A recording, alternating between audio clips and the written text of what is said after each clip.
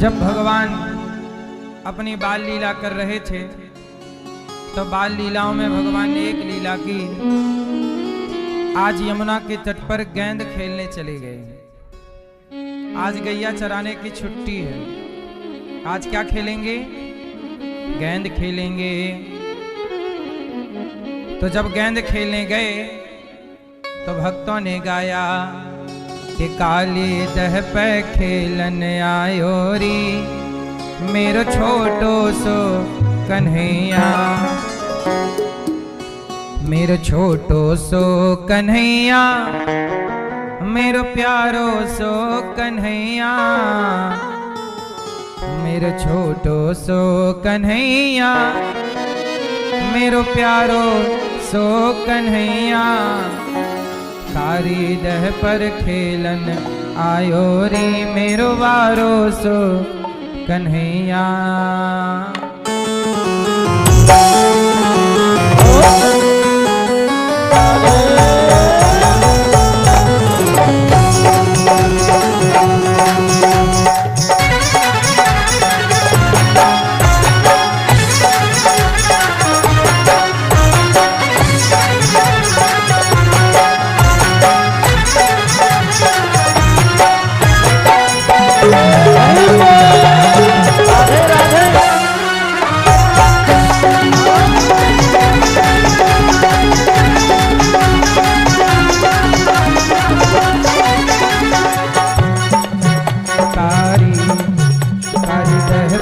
खेलन आयो रे मेरो बारो सो कन्हैया, कारी दह पर खेलन आयो रे मेरो बारो सो कन्हैया, काली दह पर खेलन आयो रे मेरो बारो सो कन्हैया, काली दह पर खेलन आयो रे मेरो बारो सो कन्हैया, मेरो बारो सो कन्हैया, मेरो छोटो सो कन्हैया, मेरो बारो सो कन्हैया, मेरो छोटो सो कन्हैया, मेरो प्यारो सो कन्हैया, मेरो छोटो सो कन्हैया, मेरो प्यारो सो कन्हैया, मेरो छोटो सो कन्हैया। काली हो काली हो काली दह पर खेलन आयो रे मेरो बारो सो कन्हैया, काली दह पर खेलन आयो रे मेरो बारो सो कन्हैया,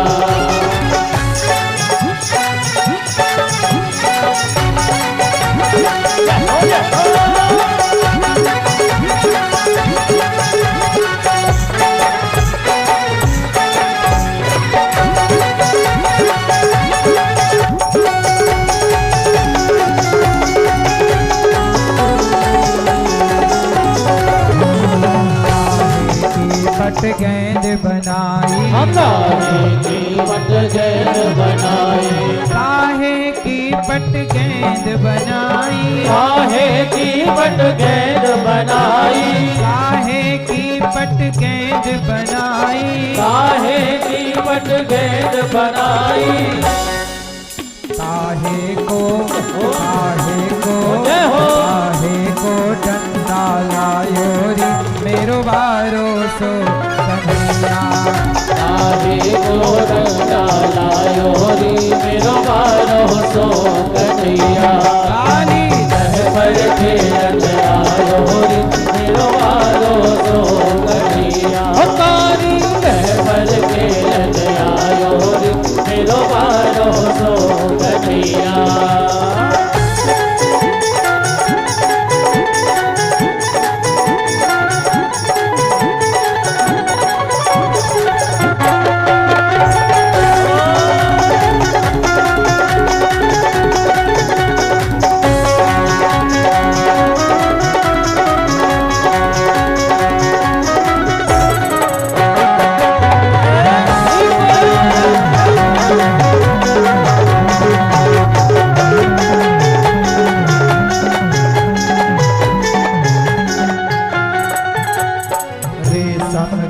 पट गेंद बनाई, अरे सबकी पट गेंद बनाई, रेशम की पट गेंद बनाई, रेशम की पट गेंद बनाई, रेशम की पट गेंद बनाई, रेशम की पट गेंद बनाई, रेशम की पट गेंद बनाई, रेशम की पट गेंद बनाई।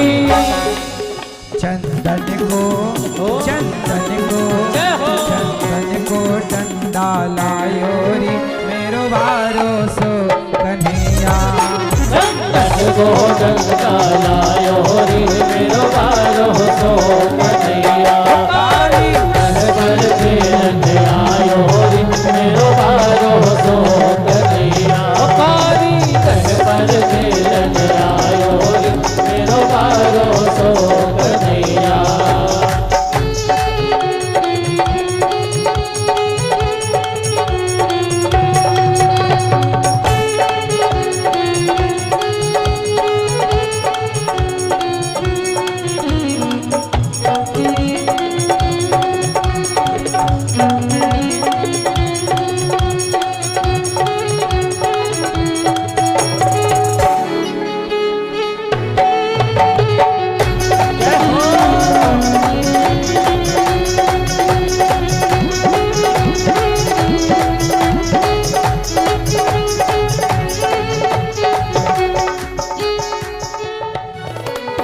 कान्हा जी ने दह में जाकर, कान्हा मेरो दह में जाकर, कान्हा मेरो दह में जाकर, कान्हा कान्हा मेरो दह में जाकर, नाग को जाय जगायो री मेरो भरोसो कन्हैया,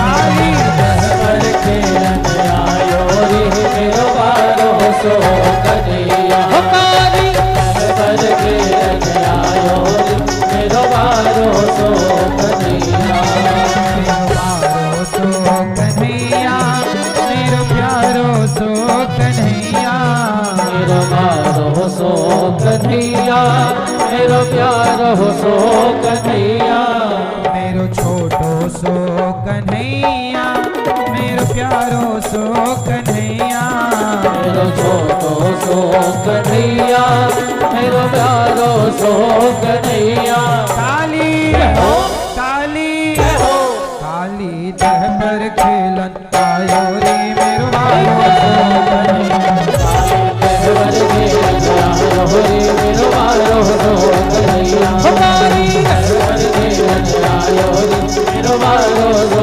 कन्हैया, रहबर खेलन आयो रे मेरो भरोसो कन्हैया, रहबर खेलन आयो रे मेरो भरोसो कन्हैया, भरोसो कन्हैया, हो मेरो भरोसो कन्हैया।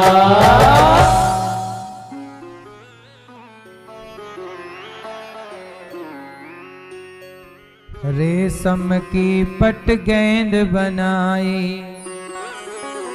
चंदन को डंडा लायो री मेरो भरोसो कन्हैया।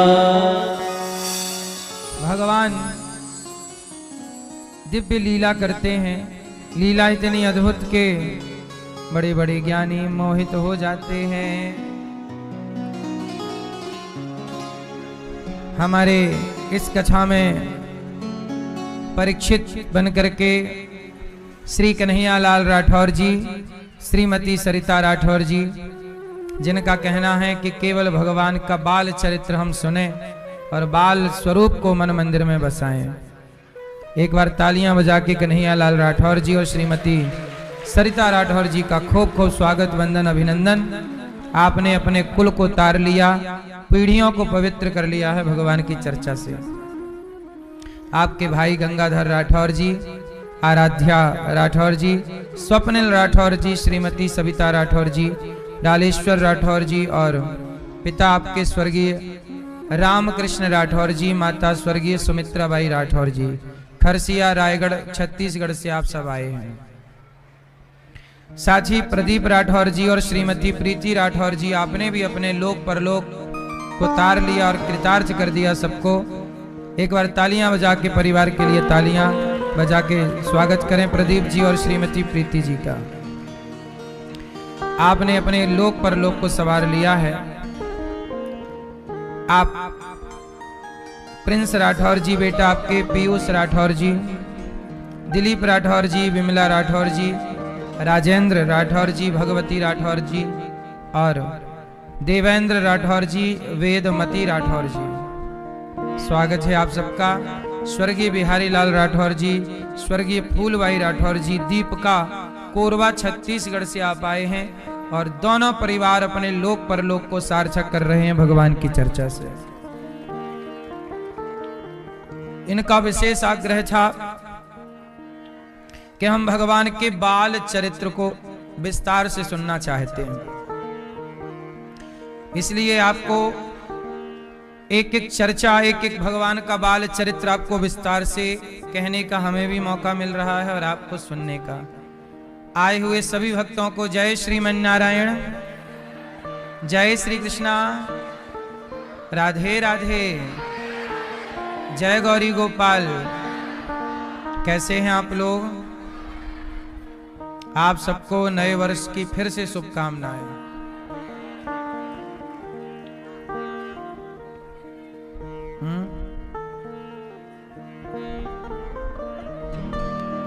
आप सबको छत्तीसगढ़ का एक छेरछेरा प्रोग्राम भी, उत्सव ही है, तो उसकी भी बहुत बहुत शुभकामनाएं।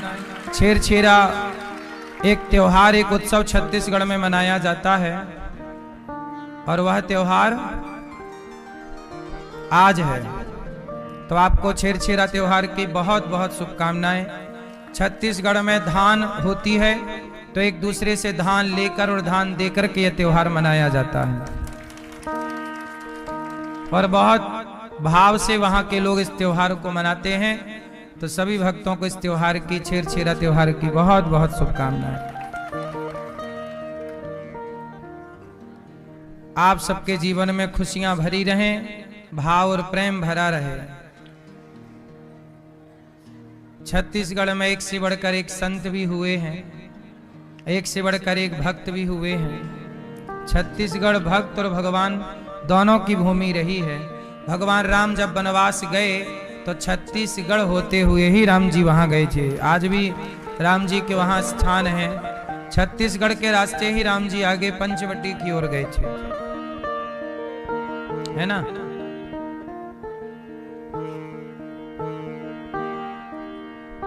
वहां हम बहुत पहले गए थे छत्तीसगढ़ में, तो वहां पास में जहां गए थे वहां शबरी जी का कोई स्थान था, शिवरी नारायण, शिवरी नारायण वहां पर है। तो ये छत्तीसगढ़ का उल्लेख रामायण में भी है। राम जी के पग पड़े ना, तो वह स्थान आज भी है वहां पर। इस तरह से छत्तीसगढ़ का भी बहुत प्राचीन इतिहास है। भगवान की कथा में कल आप लोगों ने सुना कि भगवान बाल लीला करते हैं और मां यशोदा दूध पिलाती हैं। ब्रह्मा जी को मोह हो गया कि भगवान है कि नहीं। परीक्षा लेने ब्रह्मा जी आए, ब्रजवासी बछड़ों को चुरा कर ले गए। भगवान स्वयं ब्रजवासी बछड़ा बन के रहे। आगे एक दिन क्या हुआ कि भगवान गैया चराने गए, तो धेनुकासुर गधे के रूप में रहता था। धेनुकासुर नाम का एक राक्षस, भगवान ने उस धेनुकासुर नाम के राक्षस को बलराम जी ने मारा। कृष्ण बलराम दोनों चराते थे गैया। धेनुकासुर आ गया, बलराम जी ने धेनुकासुर को मार डाला। राक्षसों का उद्धार करते गए। एक दिन क्या हुआ कि यमुना जी में कालिया नाग रहता था। और सारे जल को दूषित कर रखा था।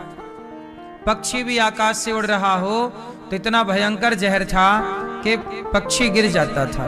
गैया धोखे से वहां का पानी पी जाए तो गैया मर जाती थी। इस तरह कालिया नाग का उत्पात था। तब भगवान आज कालिया नाग के उसी तट पर, तो सर्पणियों ने देखा कि कोई सुंदर सा बालक आया है। भगवान को देख करके सर्पणियां बोली, नाग की पत्नी बोली, हे बालक तुम बड़े सुंदर हो, तुम यहां से चले जाओ, यहां जहर है, तुम मर जाओगे और हमारे पति अभी सो रहे हैं, यदि जाग गए तो तुम्हें छोड़ेंगे नहीं। भगवान कृष्ण बोले, तुम्हारे पति को ही तो जगाने आए हैं। नाग की पत्नियां भगवान के दर्शन पे लट्टू हो गईं, नजर हट नहीं रही है, परंतु बार बार वो निवेदन कर रही हैं, बालक तुम चले जाओ वरना मर जाओगे। भगवान बोले, अब जो होगा होगा, अपने पति को जगाओ। कालिया नाग जागा। वो तो घमंड में था कि मैं बलवान, मेरे से बड़ा कौन। अब भगवान को देख के उसको लगा ये मनुष्य यहां कैसे। अब वो तो मनुष्य ही समझे ना, भगवान थोड़ी समझता था। उसने अपनी पूंछ बढ़ाई और आपने देखा होगा बड़ा जो अजगर इत्यादि प्रजाति के सांप होते हैं, ये पकड़ के लपेट लेते हैं, कस के जकड़ लेते हैं किसी को भी, अपने शिकार को। तो भगवान कृष्ण की ओर पूंछ बढ़ाई और भगवान के पूरे शरीर में सांप ने गुड़री मार ली, लपेट लिया और कस के दबाने लग गया सांप। भगवान समझ गए कि अपना दाव पैंच चालू कर दिया। तब भगवान कृष्ण ने अपने शरीर को फुलाना स्टार्ट किया, फुलाए, और जैसे ही भगवान ने अपने शरीर को फुलाया तो कालिया नाग की एक एक नस ढीली पड़ गई और टूटने लगी उसकी नस। उसने छोड़ दिया और भगवान ने छलांग मारी और कालिया नाग के फण पर चले गए। उसके फणों पर तांडव गति मुंडन पर नाचत गिरधारी, उसके फणों पर भगवान नृत्य करने लग गए, नाचने लग गए। जिस फण को नहीं झुकाए उसी पर एक पाद प्रहार करें, पांव की ठोकर मारें, उसका फण टूट जाए। और जब फण टूटने लगे तो कालिया नाग का अभिमान, अहंकार जाता रहा, चला गया। खून निकल आया उसके शरीर से, वहां का जल लाल हो गया। वो बहुत जहर उगलने लगा, फुसकारने लगा, पर भगवान पर कहां जहर का प्रभाव। ये तो भगवान शेषनाग की सैया पर सोने वाले हैं। कालिया नाग क्या बिगाड़ा, ये तो शेषनाग पर सोते हैं, ये तो शेषनाग पर। और शेषनाग भगवान के हजारों फण हैं, हजारों फण वाले नाग पर रहने वाले का 100 फण वाला नाग क्या बिगाड़ लेगा। कालिया नाग बस घमंड के, उसकी आंखों में अभिमान का पर्दा जो पड़ गया, भगवान को पहचान नहीं पा रहा है। वो मनुष्य समझ रहा है कि कोई मनुष्य है। अरे भाई कालिया नाग, कोई मनुष्य थोड़ी इतना जहर बर्दाश्त कर सकता है। बता रहे हैं कि कालिया नाग का जहर इतना भयंकर था कि उस दह का पानी उबलता रहता था जहर के कारण। इतना भयंकर जहर था। ऊपर उड़ने वाले पक्षी केवल पानी नहीं पीते, उड़ते थे तो वहां के उस उबलते हुए पानी की जो जहरीली भाप सी उठती थी उससे मर जाती थी। इतना जहर था कालिया नाग का। लेकिन उस कालिया नाग के जहर का कोई प्रभाव भगवान पर नहीं हुआ और भगवान नाचते रहे उसके फणों पर, तोड़ते रहे उसके फण, और उसका अभिमान जाता रहा।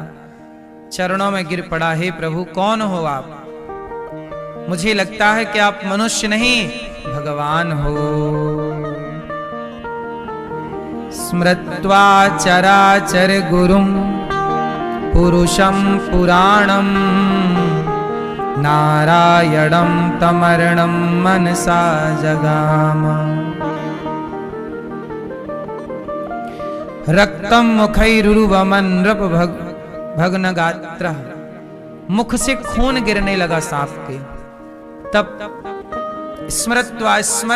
स्मरण आ गया कि ये कोई व्यक्ति नहीं, नारायणम। कालिया नाग ने कृष्ण को क्या कहा, नारायणम तमरणम मनसा जगाम। हे प्रभु आप नारायण हैं, आप नारायण हैं प्रभु, बताइए कि आपका इस रूप का नाम क्या है। तब भगवान ने कहा मैं नारायण हूं, तुमने पहचान लिया, मेरा इस रूप का नाम है कृष्ण। चरणों में गिर पड़ा, प्रभु ये तो बताओ कि आप मुझे किस पाप की सजा दे रहे हैं, मेरा अपराध तो बताओ, क्यों आप मेरे फण तोड़ रहे हैं, मैंने आपका अपराध क्या किया। तब कालिया नाग के कथन पर भगवान बोले, कालिया नाग तुम्हें जंगल में रहना चाहिए, एकांत में रहना चाहिए, जहां लोग रहते हैं वहां तुम रहते हो। कितनी गैया मर गई तुम्हारा पानी पी के, यहाँ का तुम्हारे कारण जहरीला पानी पीकर, कितने पशु पक्षी कितने लोग मर गए, तुम्हें यहां नहीं रहना चाहिए। तुमने जल पर कब्जा कर लिया है, ऐसा सोच लिया है कि जल तुम्हारे बाप का है, इसलिए मुझे आना पड़ा। कालिया नाग बोले कि प्रभु मैं कहां जाऊं, यदि मैं ऊपर रहूंगा तो गरुण जी मुझे मार के खा जाएंगे। एक्चुअली ये कालिया नाग जो है, गरुण जी और नाग ये एक बाप की ही संतान है, इनकी मां अलग अलग है ना, कद्रु और विनीता। कद्रु और विनीता ये इनकी माताएं हैं, एक की मां सांपों की मां, एक गरुण जी की मां।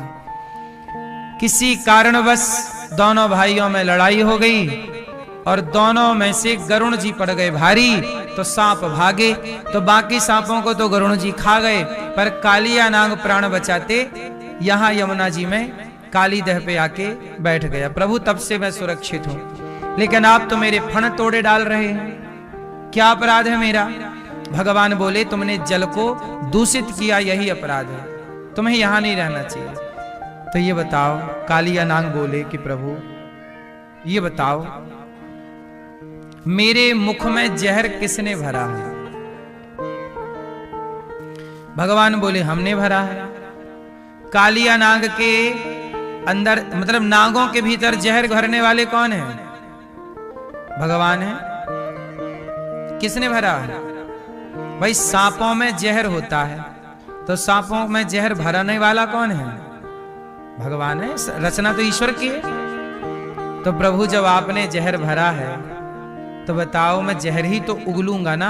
आपने अमृत भरा होता मैं अमृत उगलता, इसमें मेरी क्या गलती है। भगवान बोले अच्छा एक काम करो, अब तुम यहां से रमण द्वीप चले जाओ, मेरे चरण चिन्ह तुम्हारे मस्तक पर अंकित हो गए हैं, अब गरुण जी तुम्हारा स्पर्श नहीं करेंगे, जाओ। तो आपने देखा होगा जो काला नाग होता है, कालिया नाग, काला नाग, उसके ऊपर ना निशान होता है, वो भगवान के चरण बताए जाते हैं कि भगवान ने नृत्य किया तो चरण चिन्ह की छाप बन गई। इसके बाद गरुण जी ने उन सांपों को फिर परेशान नहीं किया। तो कालिया नाग वहां से चले जाने लगे और जैसे यहां से रमण द्वीप की ओर गए तो काली दह से निकल करके गए, तो आगे 5-10 किलोमीटर थोड़ी दूर गए ही थे कि उन्होंने देखा कि मेरे संग मेरा परिवार आ रहा है कि नहीं। तो जैसे ही कालिया नाग ने पलटकर देखा तो वो पत्थर के हो गए। तो आज भी 84 कोस की यात्रा जब हम लगवाते हैं आपको, तो वह दर्शन आपको कराते हैं जहां से कालिया नाग ने पलट कर के देखा और वह पत्थर का हो गया। तो 84 कोस की यात्रा भी 10 मार्च से होगी। आप भी 84 कोस की यात्रा करने आना चाहें तो आएं, आपको पूरे ब्रजमंडल की एक एक लीलाओं का स्थान हम आपको ले चल करके दिखाएंगे कि यहाँ पर ये लीला हुई थी। यहाँ तो ये 84 कोस की यात्रा भी हुई थी कुछ महीने पहले, तो अब फिर से है मार्च में, तो आपको चलना हो तो आप चलिएगा। 84 कोस की यात्रा जरूर करना चाहिए। कहते हैं 84 लाख योनियों से मुक्ति चाहिए तो 84 कोस की यात्रा जरूर करना चाहिए। 84 कोस की यात्रा सबसे पहले भगवान कृष्ण ने अपनी माता यशोदा और पिता नंद बाबा को 84 कोस की यात्रा कराई थी। क्यों? क्योंकि मैया यशोदा ने भगवान